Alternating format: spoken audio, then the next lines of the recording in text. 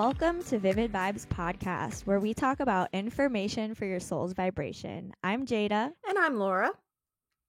And today we'll be talking about love. Yes, all things love today. Yes, and not just the kind of love that probably pops into your head when you hear the word love. A lot of people think romantic love, but there are so many kinds of love. And to me, love is everything. Love is what connects us to all life on this planet. So, to start off our episode today, I would like to ask you, Laura, how does love raise your soul's vibration? Well, for me, raising my vibration through love is gosh. It's so complex because I feel like I'm on a journey of learning all new variations of what I thought love was. And every time I stop and reflect on what does love mean to me, I feel like going on that like inner journey work and that self-discovery and expanding my personal concepts of what love is, just that can help me raise my frequency even further. Or just simply if it's showing love to my friends, my family, my boyfriend, my son, of course, like whatever I can do to show them I love them simply by even just saying I love you, all of those things can kind of come together to help me raise my vibration. And so how about you, Jada? How does love help you raise your soul's vibration? It's interesting to hear you say that it's like a complex and loaded question, because when I hear that, to me, it's it just always blows my mind how you and I are like talking about opposite sides of the same exact coin. But to me, when my vibration is raised, it means I'm vibrating on the frequency of love. So all of those things that bog us down, judgment, hate, worry, fear, all of those things are the opposite of love to me. So when I am vibrating on a higher frequency, I am vibrating on the frequency of love, because to me, love is the space in between all things. Love is what connects us to all life on this planet and in the universe. So by focusing on love and connecting to love, that is the simplest way for me to raise my soul's vibration. That's beautiful. I love the way you put that. I totally Thanks. agree with that. I think my personal concepts of love has changed over the years as I've gotten older. And I reflect back to the way I used to, like, when you're a teenager and you first start dating people and you're like, oh, is he going to be the one? Am I going to fall in love and get married and do all that? And I look at myself and like, I felt like I had a narrow view of what love was. And that has definitely grown beyond that exponentially up to this point. But I'm always feeling like, yeah, I totally agree. Everything is love. And I wish I had learned that sooner, like in my younger years. Yeah. Would have stopped me from getting into some bad relationships. But you know what? I find that to be an interesting thing as well. Thinking about when I was in bad relationships, how I had to kind of go through those to learn what real love is really about. Yes, you wouldn't be who you are now if you didn't go through those things. Oh, yeah. And our perception of love when we're younger is not something that, we just came up with on our own, right? It's something that was drilled into our heads from the time that we could understand English. Like in music, in movies, in every single message that we're getting. A lot of people think of like consumption as just food, right? Like you hear that phrase, you are what you eat, all the time.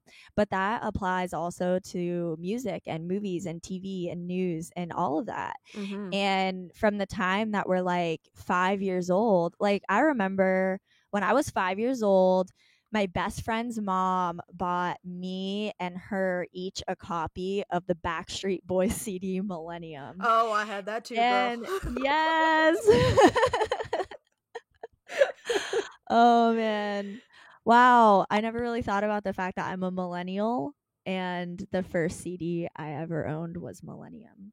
Oh. But anyways,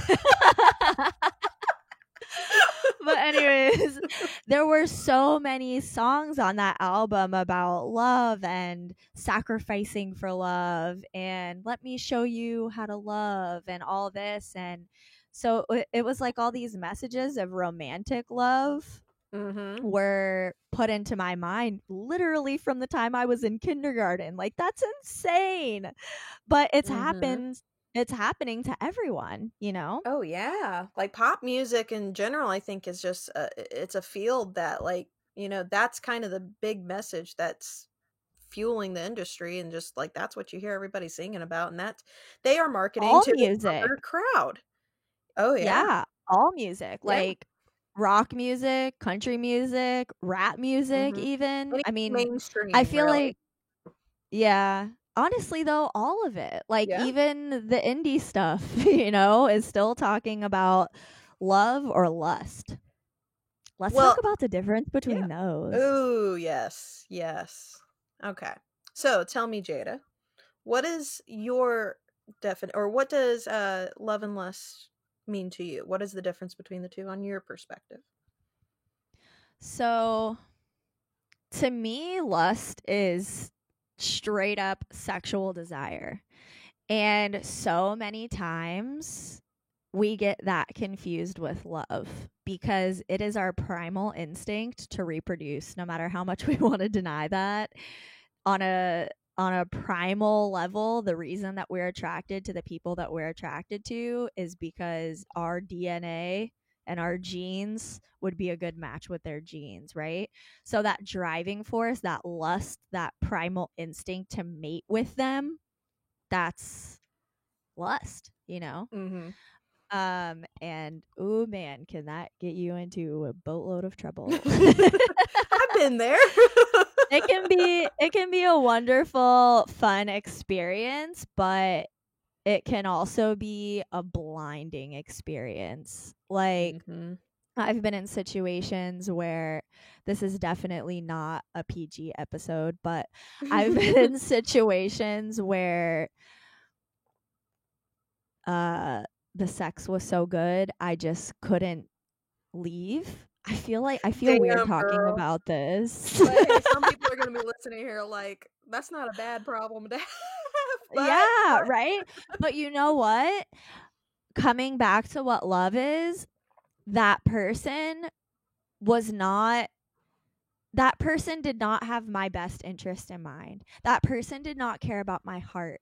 That person did not care about my well being. That person did not care about the intellect in my mind or the essence of my soul. That person only wanted one thing, that beautiful little thing in between my legs. And that is lust. And mm-hmm. love cares about your mind. Love cares about your heart. Love cares about your spirit because love and acceptance are linear.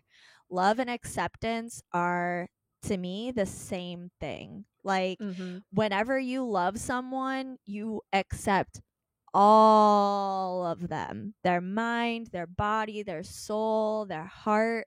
Like, you're not just interested in sleeping with them, you're interested in talking with them. You care about their best interest, not just what makes you feel good at the time. So I guess that's the difference for me between love and lust. What about you? All right. I like your definition very much, and I think it's very on point. When I try to think about what I conceive as the difference between lust and love, I think back to what I believe love is at its core and where lust came in later. Because in my personal views, in what I've grown to believe is okay, like in the beginning, all was one, so to speak. Like Mm-hmm. before this earthly plane became in existence, before whatever you want to call it, the Big Bang happened or anything, when everything was a part of source or God or whatever you want to call it, it was all one singular energy or entity.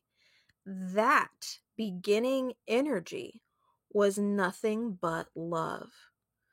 Like, we can call it light, source, you can call it that as something else, but all of that is just love. So after things began to create and expand into something beyond itself, and here we are onto the earthly plane, love, like you said earlier, love is everything. Love is in everything, because yes, everything came from the same core existence of just being in the energy of love. So when we come into our physical incarnations of our physical world, we, yes, there's a part of that that our hormones and our DNA and our bodies are designed to want sex. It's going to want sex, and there's nothing wrong with that. It's part of the need to create, to expand, which is also a reflection of love. But there is a lot of, I think as people develop and grow in their lifetimes, their concepts of what love is versus maybe a lack in education on what sex might be, it can construe their relationship of harmonizing the two together, because I think they very much can be in harmony with one another. But where it goes awry, where there is a separation between love and lust, is the fact that the other, like one party or the other or both in the situation, are not in alignment with one another, finding this beautiful space to accept one another unconditionally and fully, like the mental part, the heart, your feelings, emotions, all of these things don't necessarily have to come together just for lust to be igniting for the need to reproduce, uh, so I Right, think we're right. on. Like you don't have to like love someone to have lust for them is what you're saying. Yeah. Oh yeah, no, definitely. I think that definitely gets people into some hot water at times. Yeah. But I feel like even that's gonna be very critical for people's personal growth and development. They kind of have to go through that to kind of understand how to, like, oh, well, if this does this matter? Is this that important to them to have this physical connection without love? And I think each individual, depending on their personal experience, is kind of questioning these aspects within their head, like, what does sex mean to me in relation to love? Does it have to be connected? Does it not have to be connected? And it's going to be very different from person to person, I think. Yeah, definitely. We're all having our own unique experience and we're all going to figure this out in our own unique way. I feel like that's something so important to touch on in every single episode because all of these subjects really are these abstract concepts because they're not physical things, Mm-hmm. They're like I read a book once by a woman named Penny Pierce and it's called Frequency. And she says right in the beginning of the book, uh, science cannot keep up with spirit. And then she goes on to explain all of these amazing concepts of frequency and the way that we vibrate and the way that, our electronic devices affect us and all these different things. And it's like, you know, whenever we're talking about these types of things, love and spirit guides and all these things, we're all going to experience that in our own unique way. And Mm-hmm. every single person's view and perception is equally as valid. And every single person is our teacher. And Mm-hmm. we have something to teach everyone, but we don't get to decide who we teach to. Does that make Oh sense? yeah, I get it. Yeah. I do feel that. Because I feel like Yeah. we live in a world of duality. So we're going to find opposites and opposition and challenges to, like, any subject, any situation, any relationship. They're going to come up because we do live in a world of duality. You have to have the dark to see the light and vice versa. So you're going to have those situations where someone is going to have a very different opinion or viewpoint on a subject than the other individual. But you know what? Yes. Neither one of them has to be wrong. They're Right. kind of And that's also, I didn't mean to cut you off, but that's also an opportunity to choose. Will I choose judgment here? Do I need to make this person wrong? Or will I choose love? Will I choose to accept this person exactly where they are and honor them on their journey? Oh yeah.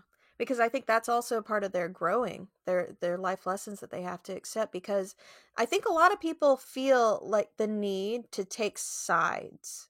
Like something has to be right, something has to be wrong.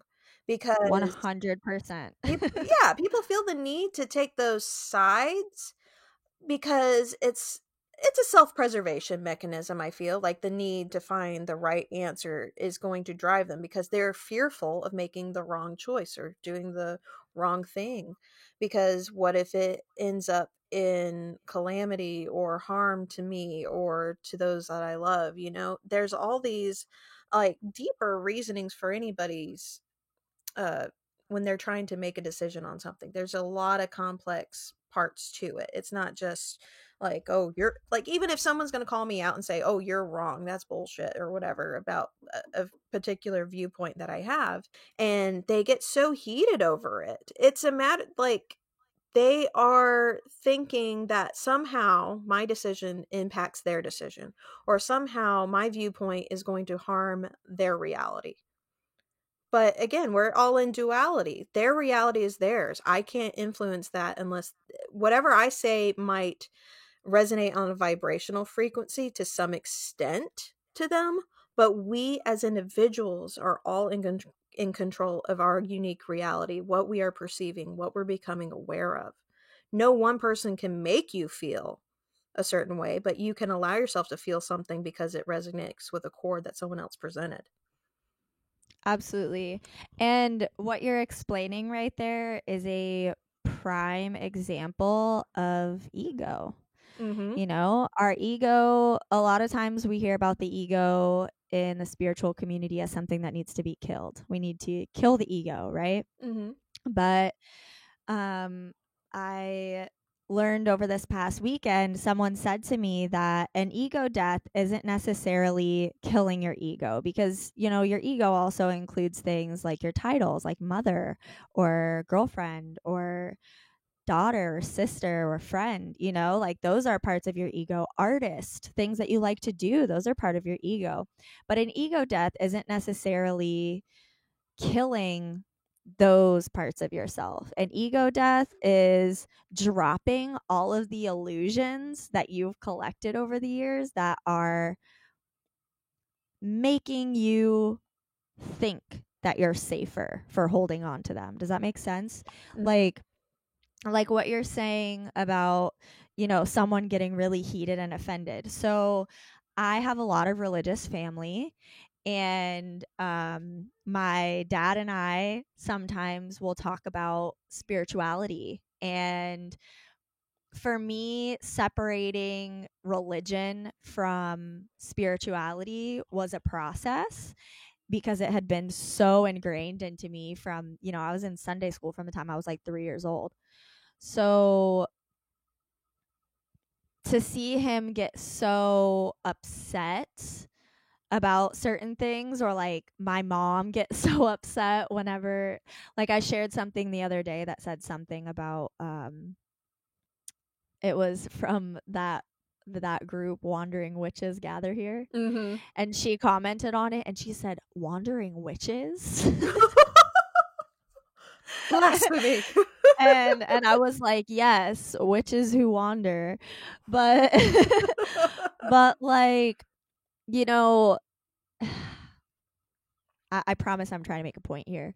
But like, them getting so upset about those things is because there's a part of them that feels connected and attached and a sense of safety by holding on to religion. So it's natural for them to want me, their daughter, to also find that sense of safety and security in religion. But I have my sense of security and safety in other practices. Mm-hmm. And that's okay because we're different, and we're all here to learn from each other. That's right. To me, like, love is saying, I honor your beliefs. Like, your beliefs are not any less valid or more valid than mine.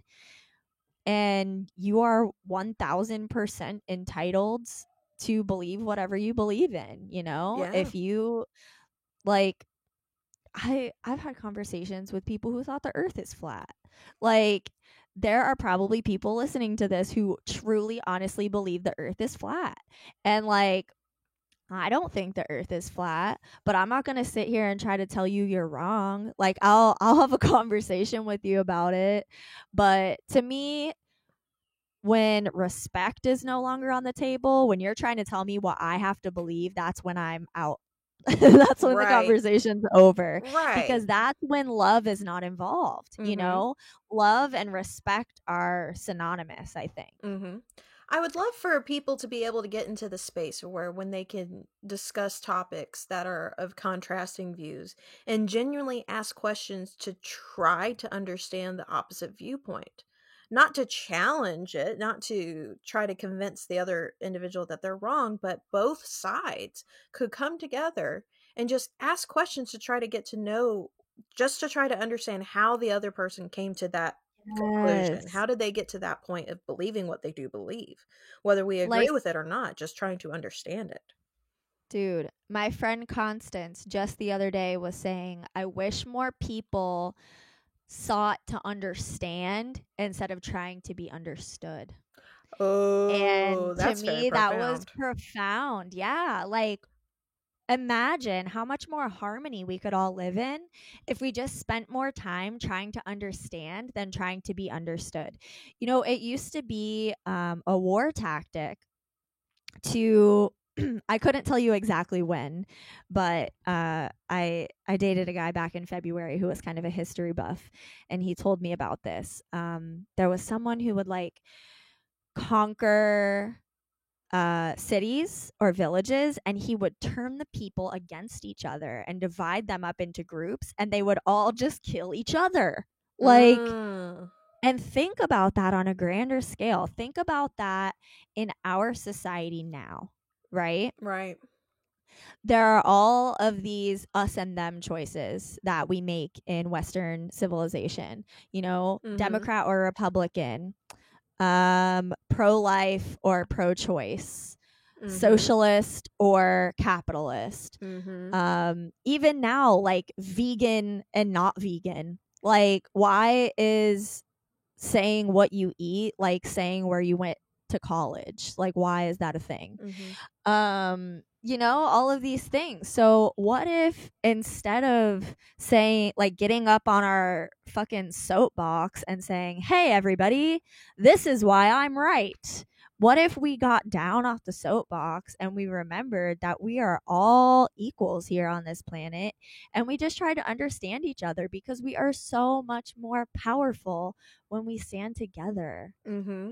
I totally agree with that. And it's interesting though, bringing that into awareness, because I feel like I've had recent things going on in my personal life that made me uh challenge what I'm aware of I'm in resistance to, what I am not accepting, therefore not loving. Mm-hmm. And that kind of goes in, like, if something, okay, so I hate cigarette smoking. It triggers me bad. Like, it is disgusting. And so when people are close to me and around me, I've always hated it. And it's only gotten worse as I've gotten older. Like, I have even such a strong opposition to it now as I've gotten older. Um, Mm-hmm. but then I had to think, like, I cannot control these people that choose to do it. I disagree with it wholly and understand. And you kind of get in that headspace. I think a lot of people do, where if they understand the dangers of smoking, like, why would you do that to yourself? But I do understand, because I have had my hypnosis training. Like, a lot of it came together to help me understand it's not that they're choosing to do something unhealthy. It's that there's a feeling within them that feels the need to smoke.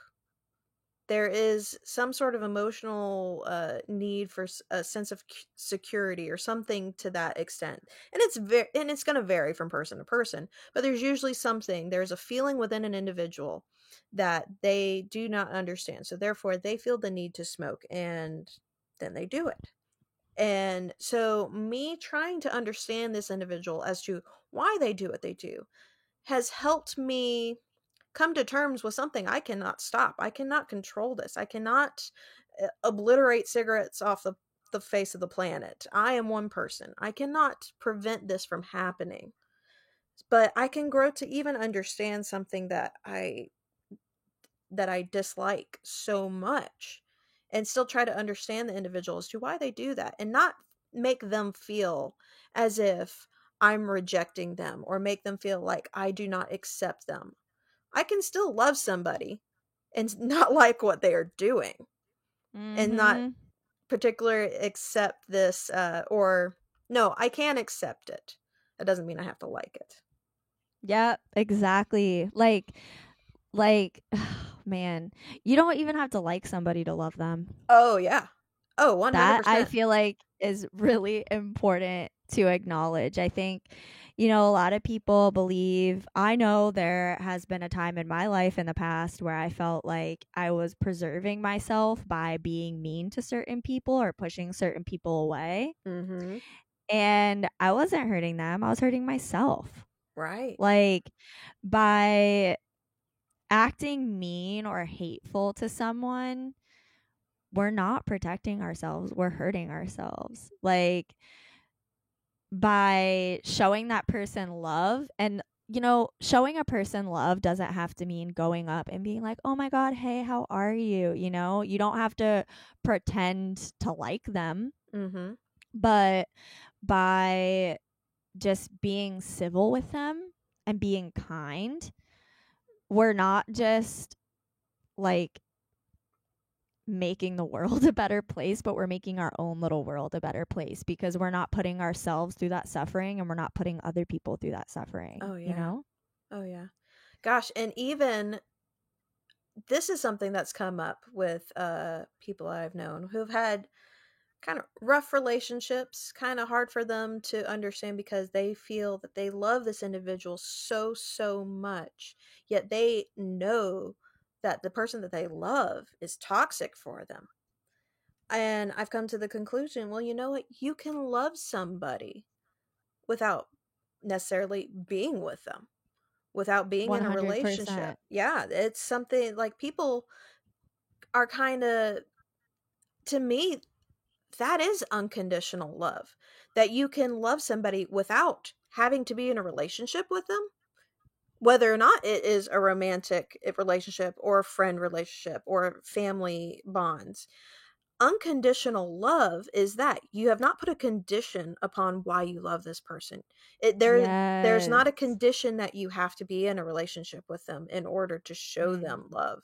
Or even if you're not showing them, you still have that love, that space for them within you, within your heart, where you, whether interaction has nothing to do with it. I think people also have misconceptions and ideas thinking that, oh, I have to show them my love by, like, I've seen memes where they're like, oh, you're gonna see who really loves you or who's there for you, like if they're checking in on you or if they're doing this for you. And Right? it's Like, like, no. no, we're not in That's a not business little trade there. No, it's, if you love right. somebody, you don't have to have anything reciprocated or given back.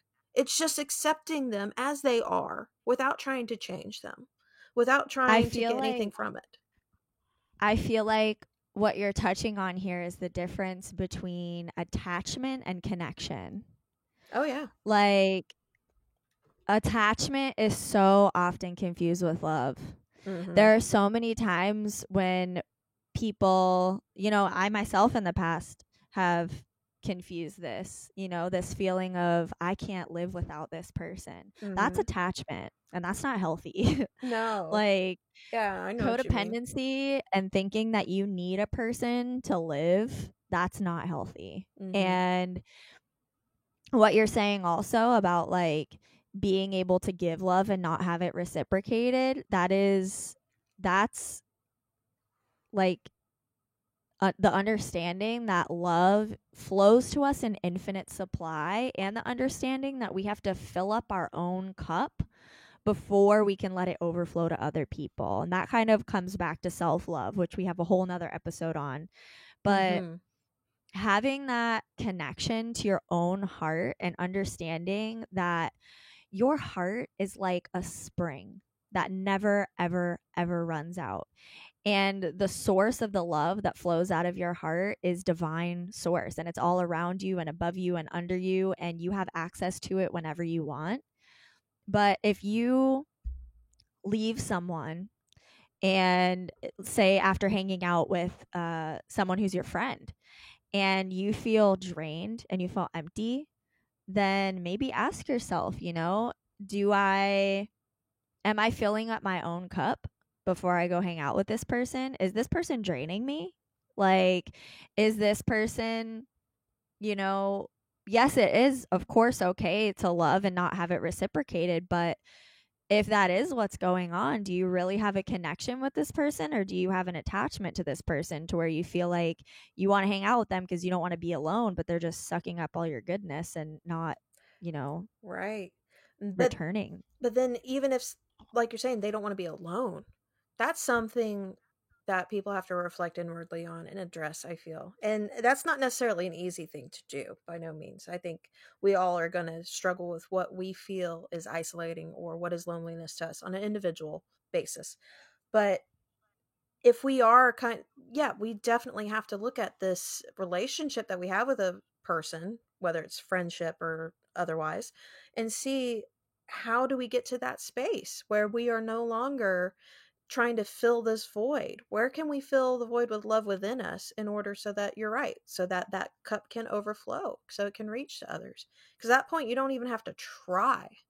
It's such a wonderful feeling when you get to that space where you are finally, like, you accept all things, you are feeling abundant, you are feeling beautiful, you're feeling wonderful within yourself. And then everyone around you can kind of just feel that without you even forcing anything. If you have to force anything, if you have to force someone to be a part of you, that's not showing true love, I don't feel. That's Um, not on point. So get to that point where you're no longer forcing anything. And then everything else, the love around you, is just going to be amplified and flow effortlessly. so whenever we do spend time with someone who maybe makes us feel drained, I personally connect with my heart and my soul each morning in a yoga and meditation practice, and I feel like that really sets the tone for my day. And kind of coming back to uh you know being in a situation where it feels like someone's draining your energy, right? Mm-hmm. So whenever you are in a situation like that, yes, no matter how much you love no matter how much love you have in your heart, and even if it's overflowing, you can still end up in that situation where it feels like not good after you hang out with someone. Mm-hmm. Maybe if a person is throwing a lot of judgment at you, or maybe this person complains a lot, or just things that this person is vibrating on a low frequency and they want to drag you down. And I don't necessarily mean that to say anybody is above anyone or below anyone, because we are all equals on this planet. But sometimes there are those people who are stuck in that space of misery loves company, and I've been that person before. Like, nobody is above that. Most people have experienced that state of being at some point in their life. But whenever you recognize that someone is being that way, tune into your own heart and ask yourself, is this in alignment with my highest good? Is spending time with this person in alignment with my highest good? Do I feel good right now? And not even because you're relying on someone else to make you feel good, but by asking yourself, do I feel my best in this situation? If the answer is no, listen to your intuition, listen to your heart, and walk away, because that is an act of love, and that's an act of self love, Mm-hmm. preserving who you are. Because, I think a lot of times people get this kind of like savior complex whenever they start having a spiritual awakening. And my friend Constance actually has a whole podcast episode on this. But basically this concept that, like, oh, well, I can save them. Like, it's good for them when I hang out with them. It's good for them when I spend time with them because I'm raising their vibration, you know? But it doesn't work like that. Mm-hmm. And even if it does for a little bit, in the long term, all you're doing is hurting yourself. Like, all you're doing whenever you are spent, like, I've been in that situation before where I felt like, okay, well, you know, this person's sad, but like they need me. And everybody gets sad sometimes. I don't mean to talk in circles, but like everybody gets sad sometimes. That's natural. And like sometimes your friends do just need you when you're sad. But if someone is constantly in that state and your train of thought is like, man, I really, you know, it bums me out to be around this person, but like I'm just going to make myself because they need me, you are doing yourself a disservice. Mm-hmm. And you're pouring energy into people who are not asking for it. And when you're doing that, you're not showing yourself love. And you got to show yourself love first, because when you fill up that cup, like I said before, that overflow, that's what's going to just draw people into your path where you have that beautiful exchange, you know? Yeah. Oh, yeah. I totally agree with that. So, what about universal love? Let's kind of get back to that. And like, what do you think when I say universal love, what comes to your mind? The Big Bang. Kind of earlier to my point that I was saying earlier about how everything came from love. So everything is love. So anything that almost feels the opposite of that is going to, how do I put this? In a universal concept, I guess. But everything is and ever would be, and anything in physical existence. There are going to be things that feel wrong. And of course, that's individual basis. What is wrong to one person might not be wrong to another. But when an individual does feel something is being wrong or in discord or not connecting with them, they are feeling something that is the opposite of the purest vibration of love. And so, on a universal concept, what am I? Oh, gosh. It's, First thing that comes to your mind. again, I know my mind goes crazy with it. Um, Everything. Just everything being one, everything being whole is universal love to me. Beautiful. Thanks. Beautiful. What is universal love to you, Jada? Honestly, it's the same. Like, so I think the first time that I really kind of not understood but remembered the concept of universal love was the first time I ate mushrooms. Because, you know, when we're children, we're so pure and we just get it. Like, kids just get it, you know? Kids just know that everybody is worth everything, that everybody can be our friend, that, you know, like they're just so innocent and trusting and connected, and you can just like let them out in the yard. Like, I say let them out in the yard like they're dogs or something. But like you can just like let kids play outside and they'll find amazement in something, you know? Yeah. But they'll just find, because I feel like now I understand whenever you were like, how do I say this? How do I put this in words? Like they always feel the connection to everything because they haven't had all these concepts and ideas and beliefs piled on top of their authentic nature. So as we get older, as we grow out of childhood, we start collecting all of these beliefs, right? So we hear beliefs from the church, we hear beliefs from our parents, we hear beliefs from our teachers, and we think that by collecting these things, or our ego thinks that by collecting all of these things, it's keeping us safe. But really, it's separating us from our true nature. And our true nature is to understand that we are so inherently connected to every single person, every single living being, every single plant and star and everything. We're connected to all of these things by this invisible force. And that invisible force is love. Yeah. And love is the space in between and within all things. Right. I think the other That's thing, universal love. that's beautiful. The other thing that pops Yeah. into my head after you saying that is love is acceptance, not resistance. It Yes. doesn't matter Yes. what is there in front of you. If you're resisting something or you just are like turned off by something, you know what? That's the opposite of love. We are all Yes. on this journey. We're going to face the opposite of love. But I feel that is like the human collective is going through the journey work of experiences that are uncomfortable in order to understand what is love on a deeper level. Because I feel we have to get back to that.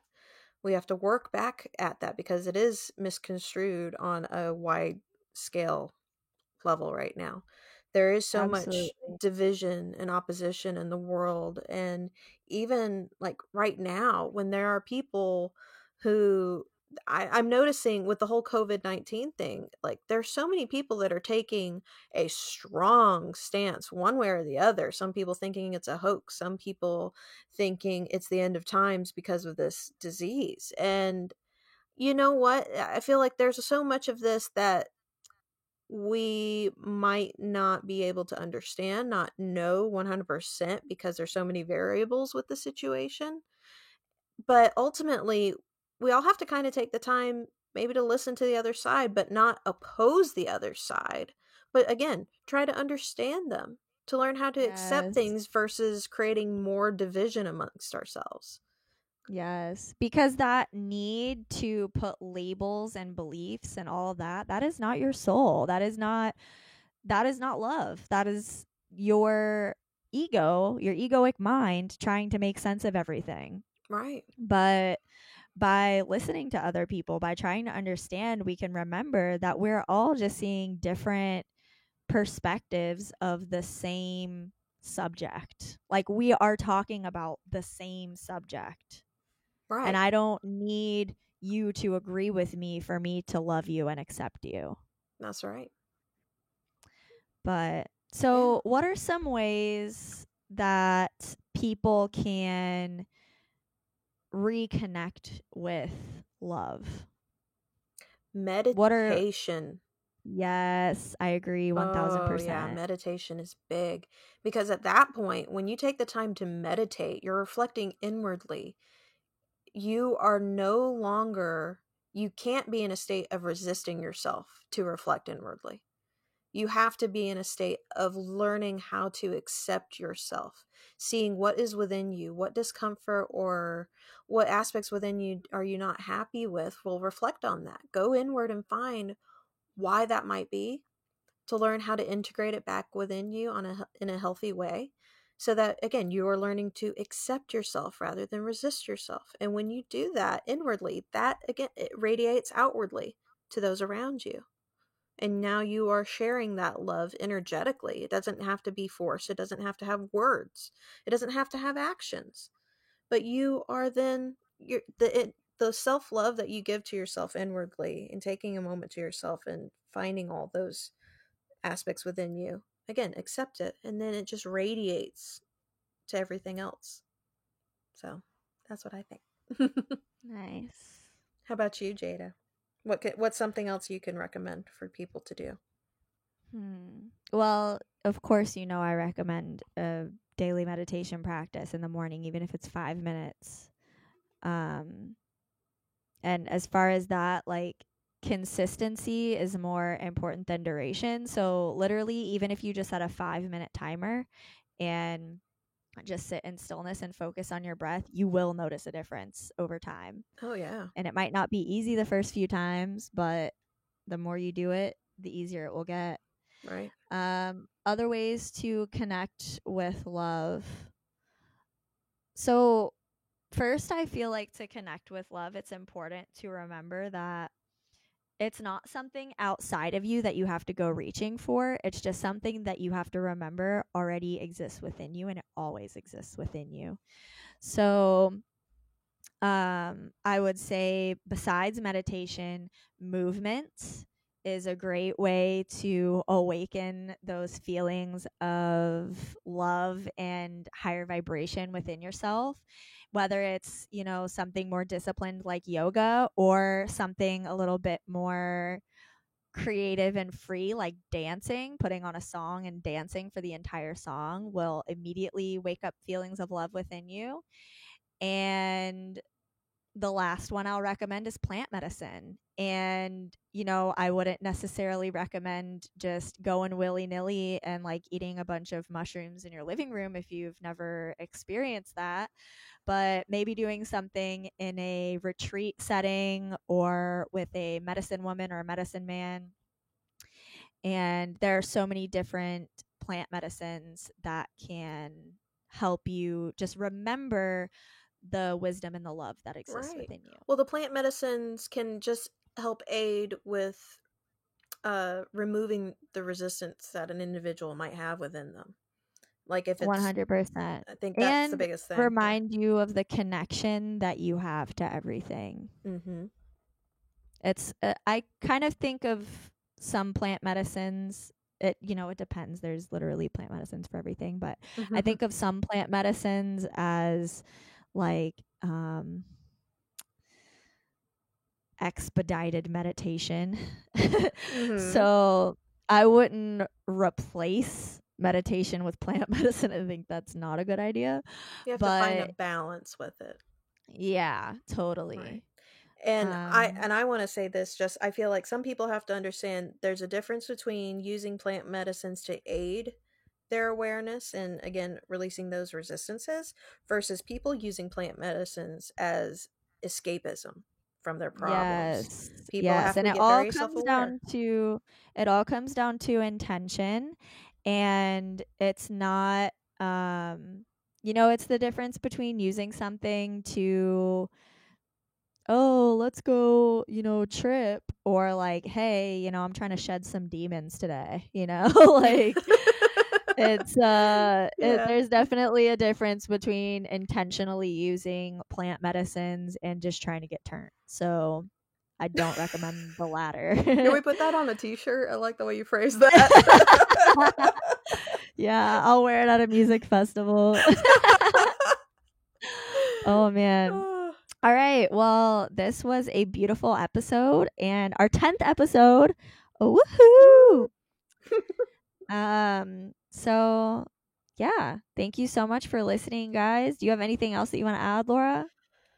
Everyone learn to love yourself and the love will flow to others. Don't try to force love. Even if you feel you are without love, there is always love. Always love. Yes. And if you are going to fall in love with anybody, let it be yourself first. Oh, yes. Beautiful. All right, everybody. Thank you. Thank you so much for listening today. If you enjoyed this episode, please pop over to iTunes or Apple Podcasts and write us a review. We would love that so much. And also, if you would like to join in the discussion after this episode, feel free to pop over to Facebook and join the Vivid Vibes Tribe Facebook group, where we continue the conversation after the podcast and also give you guys exclusive content. Thank you so much for listening and have a beautiful day. Namaste. Namaste.